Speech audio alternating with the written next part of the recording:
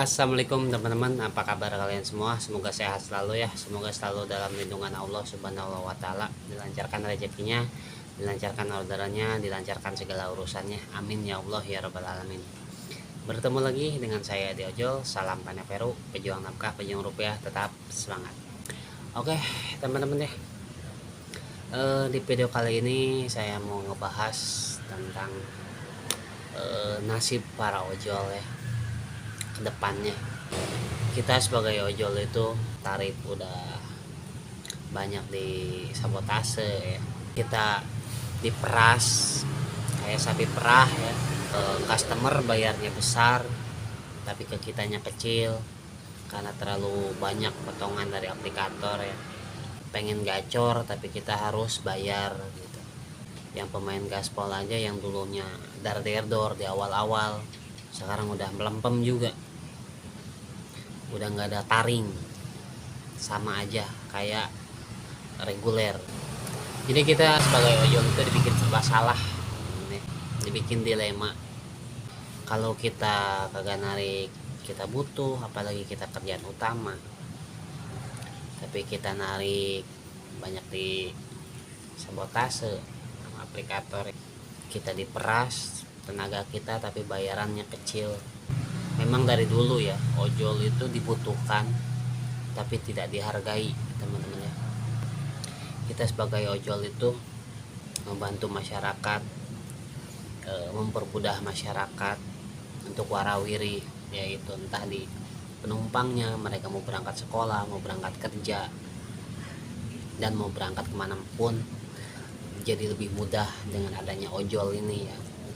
Malas keluar, apalagi lagi hujan, malas keluar, tinggal pesen aja ojol.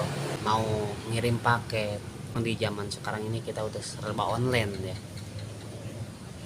Jadi ojek online atau kurir online mempermudah masyarakat. Namun walaupun kita dibutuhkan, kita kurang dihargai teman-teman ya. Jaraknya semakin dipendekin, maka tarifnya itu semakin murah. Padahal sebenarnya kalau kita ngikutin, ketika kita udah di realitanya, real di lapangannya, itu jaraknya tuh jauh.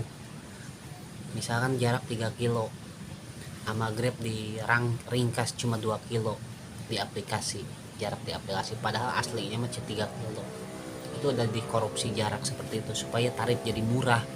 Sampai segitunya gitu ya, kita nggak dihargai sama aplikator. Jasa kita, tenaga kita ya sampai dikorupsi gitu jaraknya.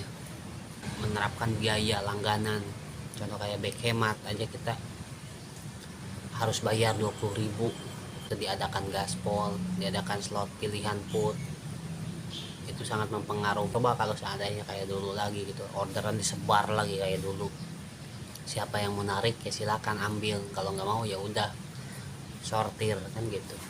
Karena masih driver banyak, enak, adil. Apalagi yang udah sepuh-sepuh, misalkan ya ojol-ojol yang udah sepuh mau kerja ke tempat lain juga udah nggak keterima. Apalagi sekarang ya, lapangan pekerjaan udah sulit ya, mau gimana lagi gitu. Tapi kita tuh pengennya, kenapa dari dulu banyak demo-demo itu apa? Bukan kita mau nyari sensasi, bukan kita sok-sokan, tapi kita pengen menuntut hak kita minimal layak. Jangan tenaga doang diporsir tapi tarif diminimin gitu, diperkecil. Orang-orang kantor ya enak loh, dapat gaji bulanan, tunjangan itu ini ya kan secara tidak langsung kalian digaji itu dari hasil keringat para driver. Nah sekarang aplikator kalau nggak ada driver nggak mungkin maju. Walaupun ada customernya tapi nggak ada drivernya, ya aplikator nggak bakalan maju, perusahaan aplikator nggak bakalan maju. Jadi harusnya kayak kalian seperti orang-orang kantornya gitu, mikir harusnya lebih pro ke driver, jangan pro ke perusahaan. Karena sesungguhnya yang ngegaji kalian itu secara tidak langsung driver, walaupun uangnya dari perusahaan. Bahkan kayak kemarin-kemarin aja saya pernah lihat di sosial media ya, orang Grab berstatement bahwa katanya ojol itu sejahtera, sebulannya bisa nyampe 7 juta, sejamnya itu bisa 6 orderan, katanya dalam waktu 6 jam bisa 20 orderan. Sebelum berucap dipikir dulu, emang kita robot? Segacor-gacornya pun dari sejam itu paling 3, ini dibilang katanya sejam itu 6. Biar apa? Biar bagus, biar ketika driver demo itu masyarakat berpikirnya udah gaji gede masih aja pada demo. Secara tidak langsung jadi ngerubah pola pikir masyarakat, mencari pembenaran sendiri.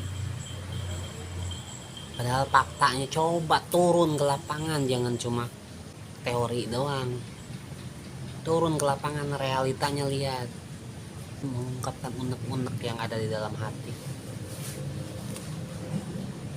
bahwa ojol itu nggak baik-baik aja. Antara driver ojol sama orang kantor itu jauh banget dalam apa kesejahteraannya.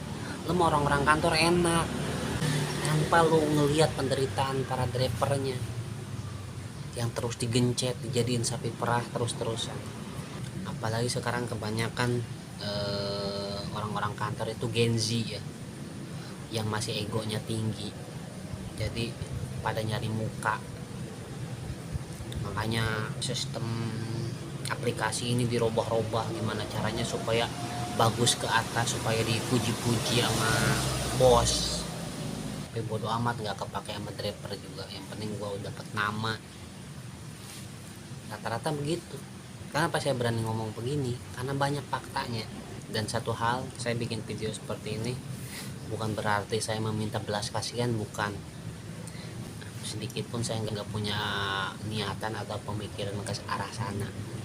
Tapi di sini karena saya punya forum ini, jadi saya bisa meluapkan unek-unek saya, mewakili para driver-driver yang menderita di lapangan, mengungkapkan keresahan para driver dengan tarif-tarif yang sekarang yang banyak potongannya.